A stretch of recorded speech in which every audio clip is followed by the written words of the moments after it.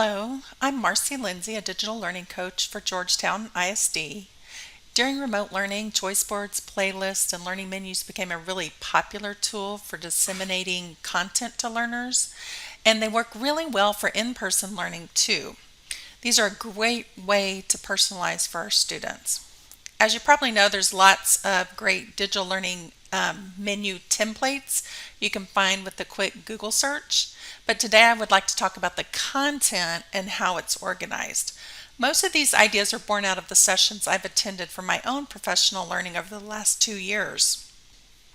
So here are my top 5 recommendations for kicking your learning menus up a notch. Let's take a look at all 5, then we can dive a little deeper into each one. Number 1, leveraging clarity.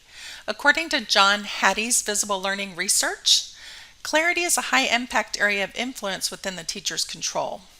Number 2, keep it simple. Number 3, follow the applied learning process when designing your menu. We'll talk about the components of this in just a second. Number 4, offer strategic and meaningful choice. Number 5, build in feedback. Another note here is that leveraging opportunities for feedback is also a high impact area of influence within a teacher's control, according to John Hattie. Okay, so let's dive a little deeper into each one of these. Number 1, let's look at leveraging clarity. I feel the most important improvement you can make to a learning menu is adding the learning target and success criteria right on the menu. Don't assume the learners know what they're supposed to be learning from this menu. You're going to have to spell it out. I see a lot of menus that are really great, but they do not have a well-defined learning target. Another way to optimize clarity is to over-explain everything. This will save you loads of questions. And a good way to do this is to create a video menu tour to point out how to navigate through the learning menu as well as where and how to turn in work. Recording audio for text instructions is also another good way to provide clarity and support. Screencastify is the perfect tool to make video and audio files that can be added directly to your learning menu. Okay, and don't forget about rubrics. Making a rubric for each digital tool is too overwhelming. Create rubrics around the content. And I want to say that again. Create the rubric around the content.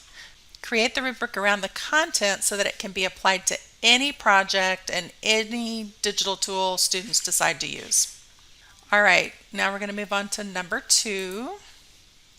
Keep it simple.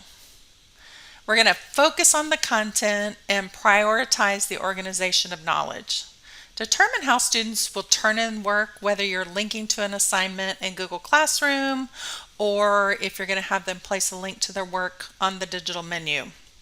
Whatever you decide, keep it consistent. And of course, embed a little video on how to do that. Kind of a me do, you do kind of thing. And then my favorite tip is stick with simple, clean design. It can still be fun and engaging with being overcrowded and distracting with too many photos, fonts, colors, GIFs, all that kind of stuff. So keep it simple. I like to use icons from the nounproject.com to indicate different types of tasks. Students will see that icon and relate it to a certain type of task. All right, so number 3 is follow the applied learning process. There are 4 parts to this process. The first part is the motivation, which is like the hook. The second part is the input section. This builds foundational knowledge and usually includes lots of resources that appeal to different learning styles. The next section, the third section, is the processing section, which will take the largest amount of time. Opportunities to practice, plan, draft, and reflect all happen here. And then finally, the output section. This is where students share their learning, demonstrate their understanding, and reflect. As you gather activities and do your webbing, you're going to group them into these categories. And by doing that, it's going to improve the flow of your menu and create kind of an organic scaffolding for the more challenging tasks. Okay, number 4 tip, let me get to it. There we go.